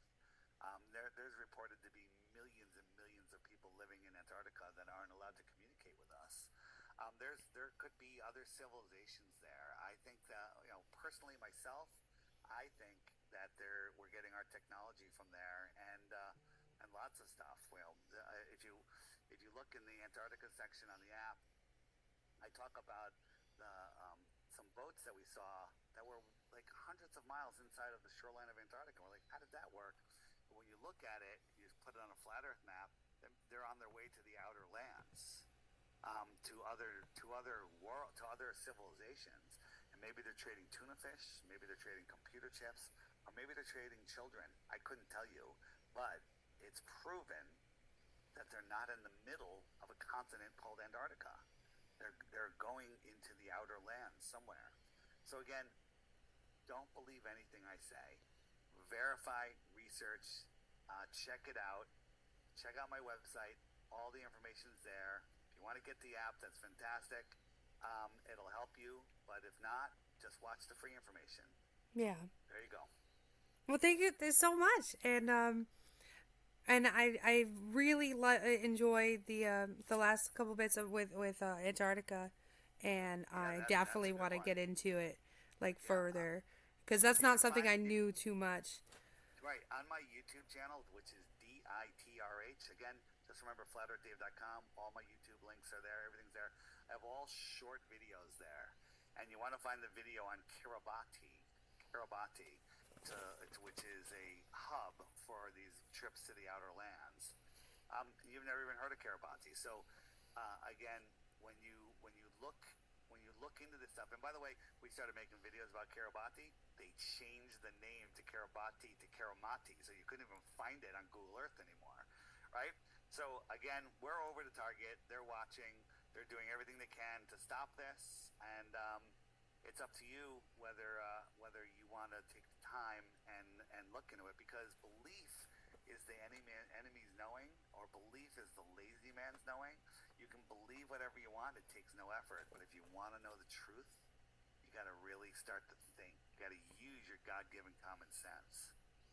Yeah, you got to research for yourself and really Well, dive a lot deep of and not people, just the take internet other has made it people's. easy. We've done the research and we're sharing it. Go watch the research. Go watch it and think about it, and then do your own. Yeah. So there you go. Thanks for having me. Yeah, of course. Appreciate Thank it. you so much for joining me. And I'm so glad that we could FlateArthDave.com. do this. Appreciate it. Have a great day. Yes, you too. And thank you so much again. All right, you got it. All Bye-bye. right. Bye bye.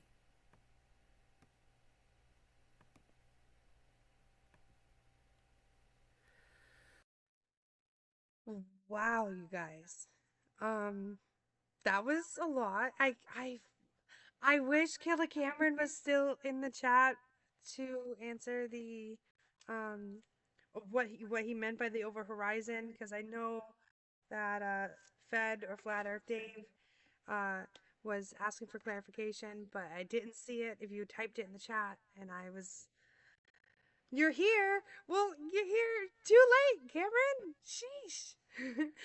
um he was asking what you meant by over the horizon, and he was talking about how the lasers on the naval ships can hit a target from 200 miles away, and I was really hoping that that would get your thing to reiterate with him. But wow, you guys, what are your thoughts so far? I've taken a lot of notes. um I some of the math it was hard for me to write down, but I got some of it. I did not know that Costa Rica um, taught the flat Earth method, but that was really interesting. What was what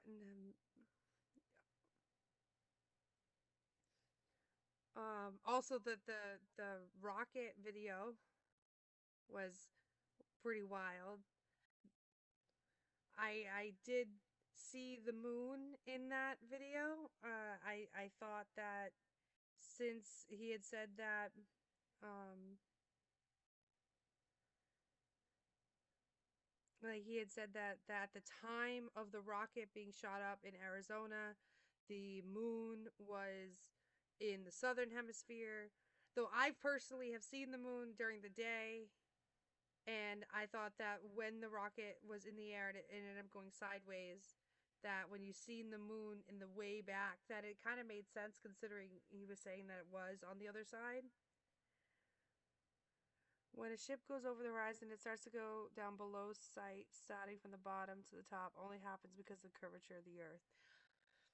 Well, you're like 4 minutes too late, Cameron, because I didn't get a chance to tell him that because he's gone now. But that was, I didn't expect, like some of my questions were kind of moot because he didn't want to talk about the sunrise or sunset. Um, and it was a little confusing because in some portions he was saying to do my own research, but at the end he was saying that they did all the research already and that it's ripe for picking. Um,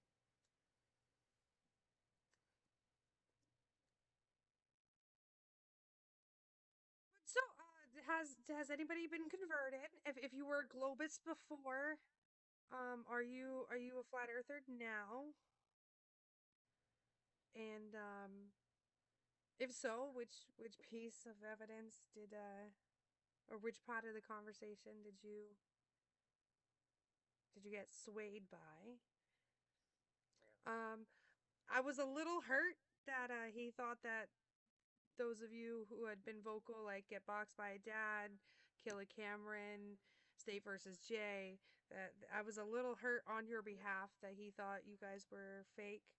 When I like literally personally know you guys, I know you're not a troll account. I know you're legit. I know you have content. I've seen your faces on your streams.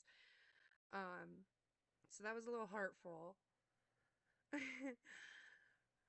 And that was, I didn't expect that many plugs of his website and his app.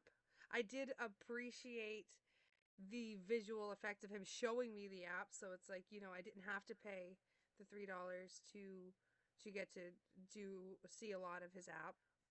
It was super interesting to find out that they have flat earth dating and they have flat earth friends on said app. That was really really interesting, and I am almost tempted to pay $3 to see what kind of the flat earth dating it is and if it's any better than Facebook dating. Um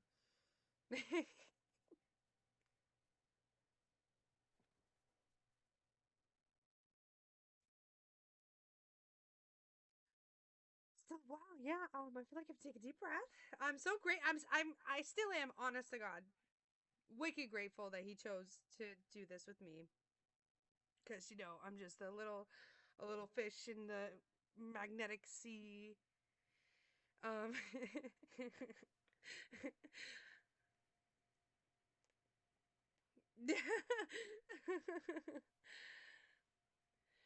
um, like I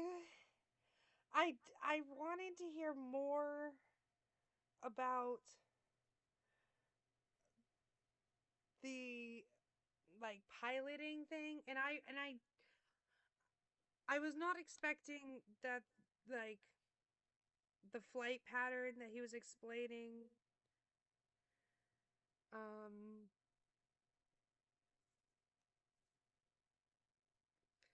to instigate a dating platform to a research outlet shows their level of immaturity.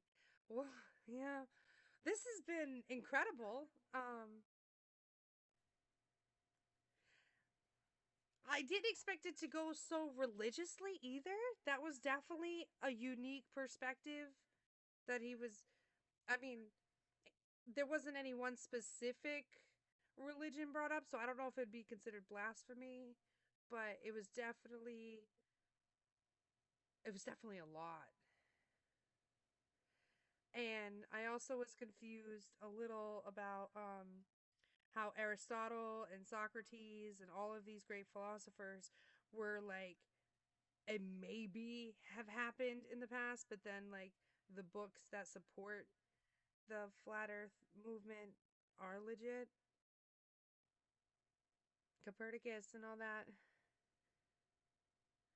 Yeah, he avoided the question on climates. And yeah, and he avoided I wanted to talk about like the tidal waves and things of that, but we only kind of talked about the tide. And that's kind of my fault because I fumbled with the word and then it was just uh I'll tell you what, he's very similar to me in terms of we don't shut the fuck up. And it was great. And I feel like I learned a lot in interviewing. Um, this this has been a shout out to Ace Killer X Rated because he was the flat earther I was going to interview, but he backed down. He's on Xbox. Nobody harass him. But he was my original flat earther that I was gonna interview, and then he actually passed the torch and introduced me to Flat Earth Dave, and I'm grateful he did because he really is an expert in his field, and he is like the number one voice so far. Yeah, the atmosphere is only 72 miles above us. Um, it was interesting to hear. He is the first flat earther that I've heard say that the Earth is as big as globists claim, just squished, which has been normally it's usually like a different size in terms of an opinion. And yeah, when he said there are no other planets, I my breath were taken away. It was my breath was taken away. But then when he explained that the planets are really wandering stars, I was like, okay, because and I did not expect, you know, I did not expect, I did not expect to hear about the Georgian stones and like, you know, America's Stonehenge. That was an interesting, and I also didn't know about the hole in that um because I knew about the stones and they had scripture in it, but was unaware of like the pinhole in the stone that could perfectly align with Polaris or the North Star. That was really, really interesting. Um, I also didn't know that a week after he talked about that, that somebody had desecrated those stones, bulldozed it, took the time capsule, and no investigation had ever been. That like I knew that the stones had fallen, but I was unaware of that part, and I did not know. I'm gonna have to fact check that timeline.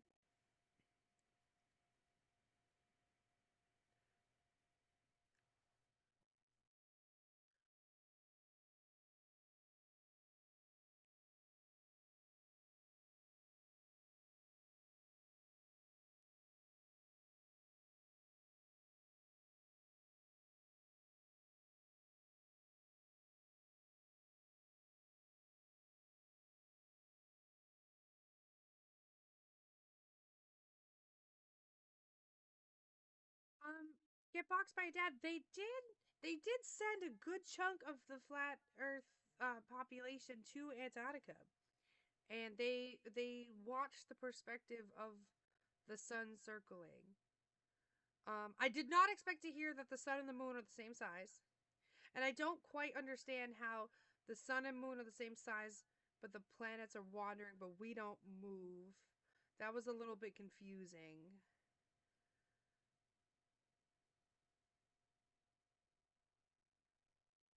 The other thing that actually surprised me is that he acknowledged that Antarctica exists. Most flat earthers say it's just the ice wall. Oh no, Jay. He said Antarctica existed originally, like the first 20 minutes. But then towards the end, when we talked about the ice wall and everything, like he also acknowledged that Antarctica is actually the ice wall. So some of it was a little conflicting and confusing, but a lot of it at least like was collected.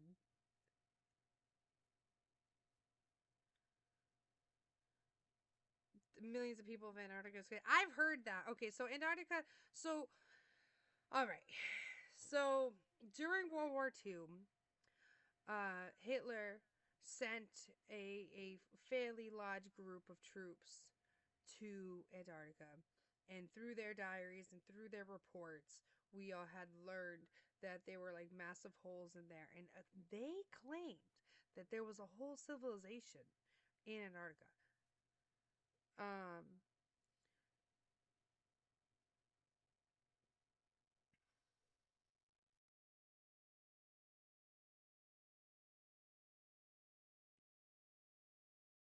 yeah, Cameron, they were definitely. He was saying how he acknowledges that the moon is round and that the sun is round, but we're flat, and that the other planets don't exist. That the other planets are wandering stars, and I'm actually really glad he clarified because when he first said there are no other planets, he did not clarify, and I straight up wrote like if you guys could see my notepad right now, it physically said no other planets, and I was beside myself. So I'm glad that we circled back. No, no pun intended. Um, um, and that he explained that it was really wandering skies. Um, I also thought it was interesting when we talked about Mount Everest and the pressure of the atmosphere that he equated it to being in propane tanks, and that kind of went with the crystallizing dome that I guess he had got from the Bible. So he did talk about the Bible, and he did allude to different that religion, but he did not outright say that that was like any one specific religion. And we're actually really lucky because we got an extra like 12 minutes out of him because I had only had him booked for from 8:30 to 9:30, and luckily he spoke beyond that, and because I do not think I'm gonna be lucky enough to grab him again.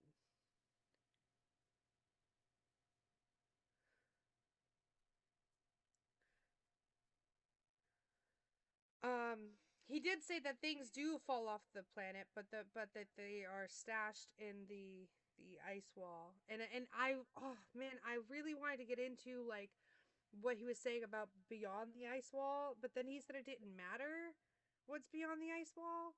So I was a little confused with that.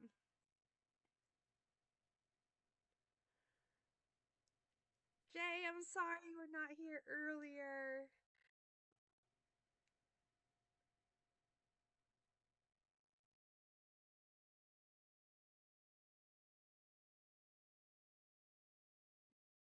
I will say that with the debunking of what he was saying, that I am setting up a stream with what is called a globist, which by the tone of your comments, it sounds like you guys are globists. Um, and or at least the non-converted. Um, and I want to set up an interview just like how I did with the Fed or Flat Earth Dave from flatearthdave.com and the Flat Earth Dave app, because cannot forget that. Um, Set up just like this where we talk, and I would like to have, instead of the space background with Crab Ragoody, shout out to Crab Ragoody who was stone cold faced the whole stream. My lovely dragon, empty blinking. Love that. Um, and I would like to have them listen to this stream, and we do kind of a reaction to it. Yeah, that's what I'm planning on doing, Cameron, actually. So I want to go over that. Everything that was said here tonight with a fine tooth comb, and then also alongside a globus, and then we're gonna do that, and all of this is gonna be put on YouTube, and then hopefully, fingers crossed, it would be very lovely if we could get the Flat Earth Dave to react to me and the globist, and we could go back and forth a couple different times. That would be very cool. Other interviews that are coming up, if you guys like this sort of thing, I am currently on the hunt for someone abducted by aliens. I am also looking for people who have witnessed or had seen skinwalkers. And I also would like to interview, pardon my wording with this, but I would also like to interview a pimp and a prostitute. So if these are any of these topics are interesting to you guys, you're gonna want to hit that follow button and check me out on YouTube because we yes, Box my dad. Um we did talk about aliens a little bit here tonight. But not super in depth. We did. I also was very struck by the mentioning of like trading tuna fish or children to what's beyond the walls of Antarctica. That was interesting. Um, Overall, what do you guys think? Did you enjoy it? Did you not enjoy it? Was I not too stern enough?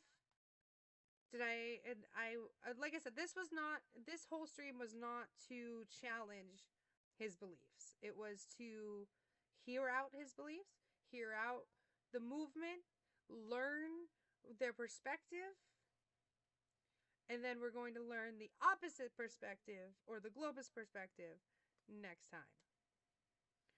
Um that being said, I am sad that I didn't get to hear about uh his understanding of the scientific method and how does he apply it to the shape of the earth.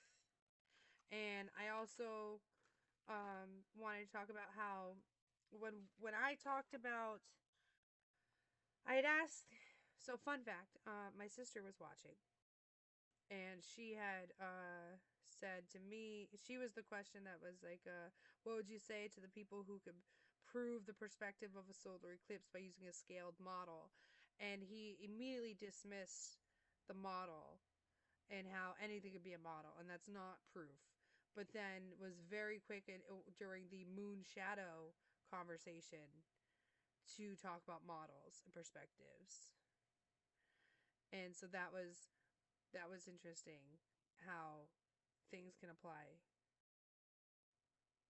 Huh?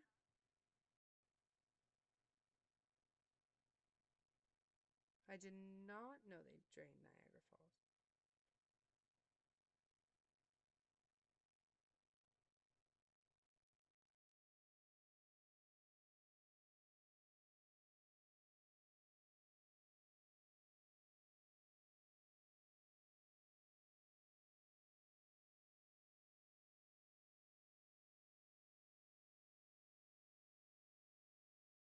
The perspective is proven wrong from many centuries of research. Oh, the Flat Earth Facebook page is blowing me up right now. I had no idea. Um, they said none of the flurfers on this page ever agreed to an interview. How strange. Somebody else said don't take the red pill. Oh, they were asking for the link. Ah, I didn't drop the link because I didn't know if it was allowed. You know how some pages don't allow it?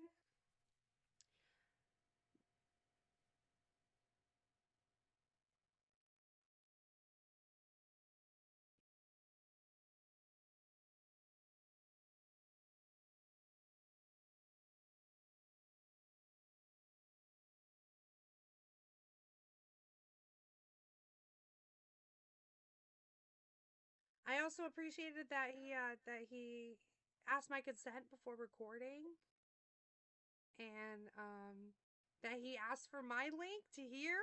So that was super cool. So there, the Fed might be amongst us, the Flat Earth Dave.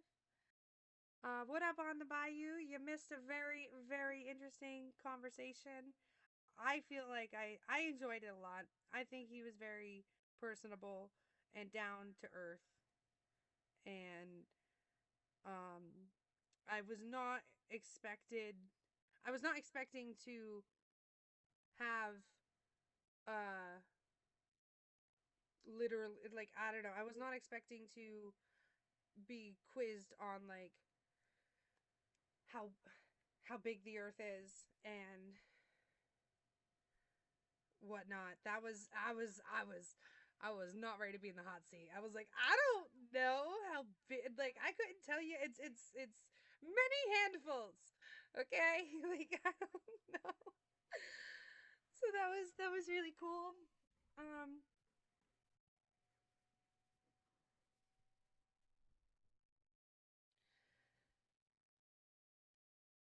any closing statements that you guys think of, or because I think a lot of this chit chat at the end is gonna have to be like edited a little bit before we go to YouTube. But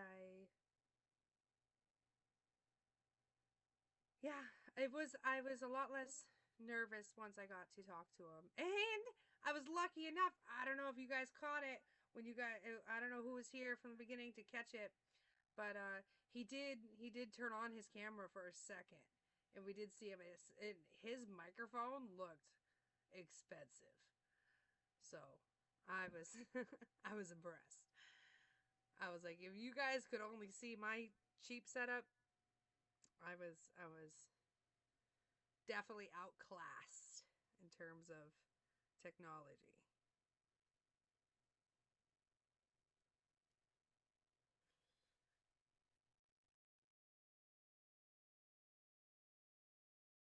And if anybody knows anybody from Costa Rica, can we confirm if they teach flat Earth there? Because I was very surprised to hear that anywhere did flat Earth, like in their education system. That was super super surprising to hear.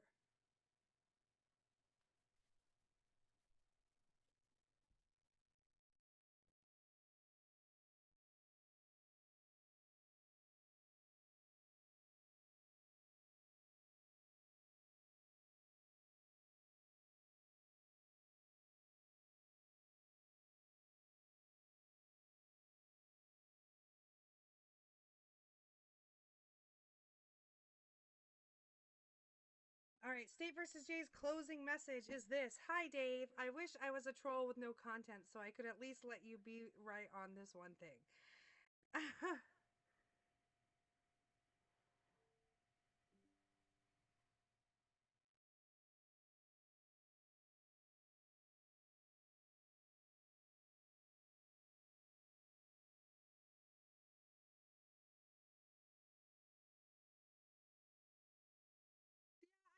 Dude, I think that was the most upsetting part of the whole thing. Like, I didn't really get upset, but I was definitely offended on y'all's behalf because I was like, to be fair, like, I knew everybody in this chat. Like, I thought it was gonna be a lot of new people, and because I did advertise it on the flat Earth pages and what have you. But no, I know you guys are real. So, and I'm so sorry to your conscience because you were saying some things, but I could not respond to you, and I could not I could not articulate what was going on. It was had to hear for both. The stream it said it was difficult, and when I turned up the mic, it was like whistling, and um, I did think it was unique that Killa Cameron, which everybody here knows that, he is a naval serviceman and he served our country. So thank you so much for that. And to hear that his perspective was less accurate than the 27 other things, which also I thought it was funny, bringing up the Minecraft, because it was kind of like how he was describing, like, essentially Minecraft and Bedrock. Well, I mean, obviously he was saying that, like, a different substance other than Bedrock, but I thought it was pretty accurate to how he was explaining things. Um, it's the same thing with, like, the 21 pilots thing, or because he was saying that that's like how many are willing to tell the truth of the real shape of the earth. That just goes to show his mentality, though. He has to berate others who have differing opinion, which disallows for intellectual discourse to take place. He's not someone you can debate with. He's a zealot. Thankfully, I was not here to debate him. Um, I was just here to hear him out, and I'm grateful I've done so. But did you guys enjoy it? Did you like it? Is there any criticisms? Anything I could do better? I tried. I mean, he's the number one voice for uh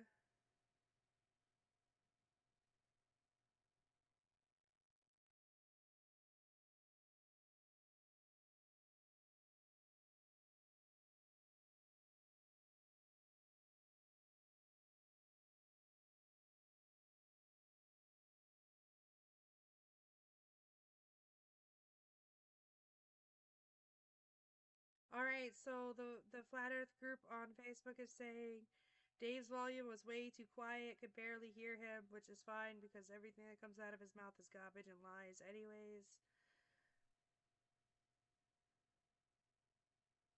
And I'm explaining, yeah, dude, it was the first time I've streamed on Zoom. I couldn't get the audio right. When I turned it up, it would just have a whistling.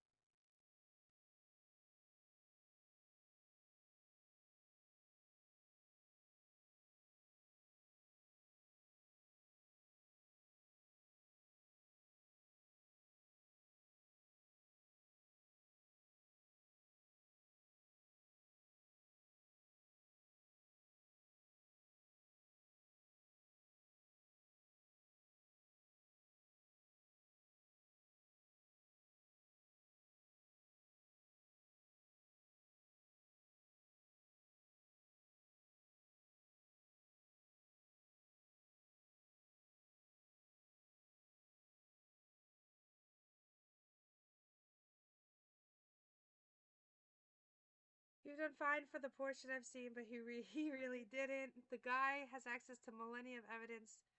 Oh, box my dad with biddies! Thank you! He says he still retains the mentality of people 700 years ago. He tells us to do research. Interesting.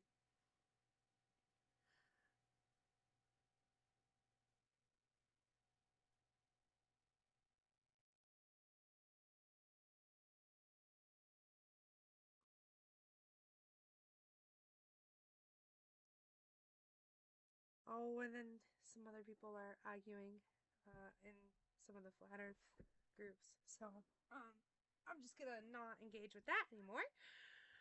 Um, that being said,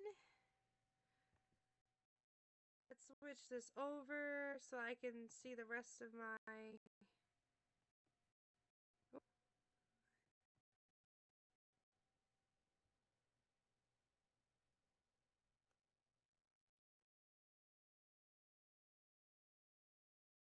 Oh, whoa! Dog Bunny subscribed to me earlier?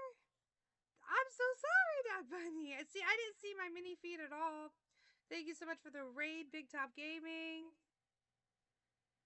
Yeah, yeah. So Jay, a lot of the people in the group they're not necessarily flat earthers. Some are globists, but it's a mixed bag. That's actually, I joined those Facebook groups in order to try to find someone to interview, and that's when I was pointed in the direction of Flat Earth Dave, and I'm so glad I did, because I mean, you don't get a louder voice in that community than him, and I think that he represented his people well, with the bipolar, I mean, bicentennial. I mean, there was a few words. I was so surprised to hear him say like the binomial, I think is what he was trying to get at, which is really with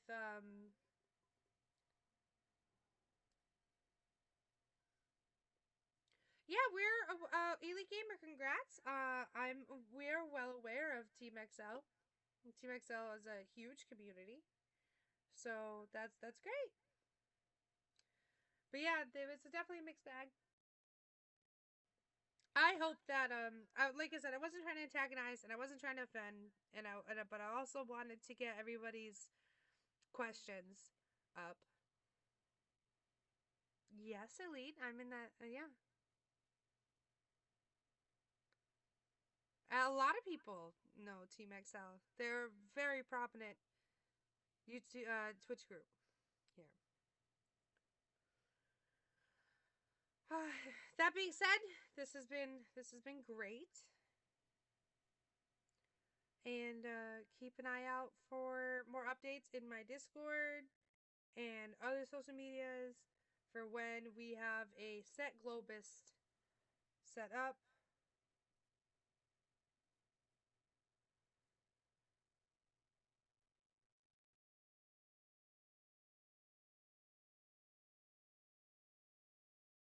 I was I was definitely nervous, but he was a smooth talker, so he helped me feel at ease.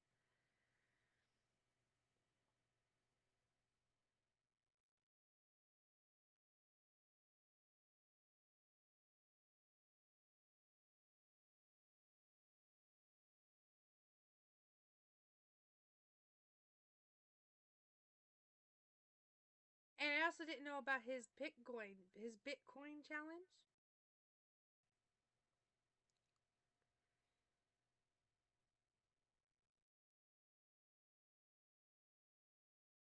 All right, so I'm gonna put on the be right back screen while we figure out where we're gonna go, who we're gonna show some love. That's wild. That is so.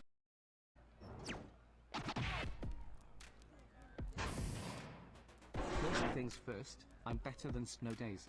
Always flipping pounds making plays. My rhymes are so sweet they're covered in flowers. Real Dami mommies stand over Angel like the Twin Towers. Right, I see the swag. Yeah, it's your turn now.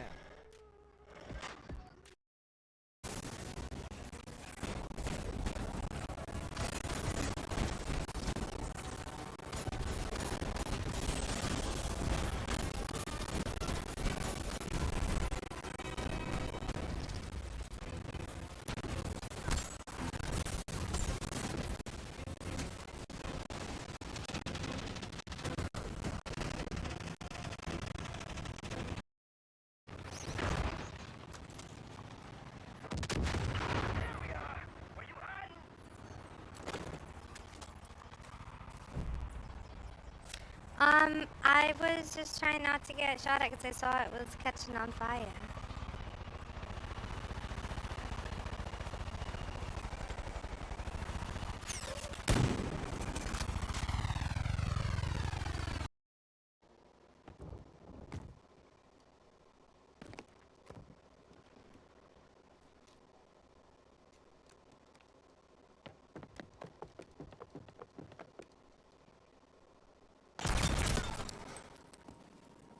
I don't know what happened.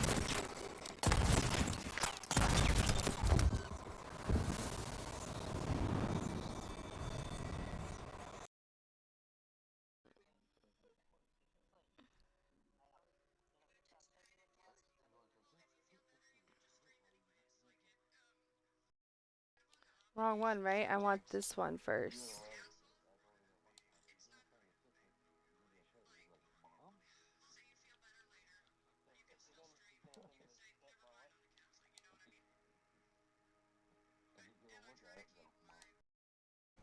Moving.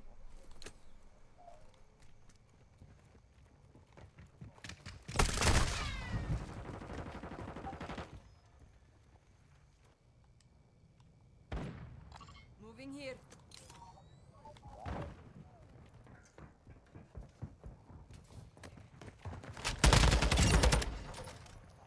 Kingslayer, what a lucky kill, huh?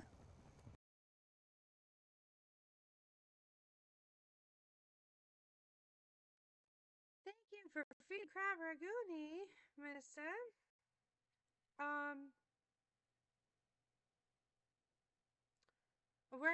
We're about to raid out, and we had a wonderful stream, and I hope you had a wonderful day. We're gonna raid out to the Masami himself. So get your emotes ready.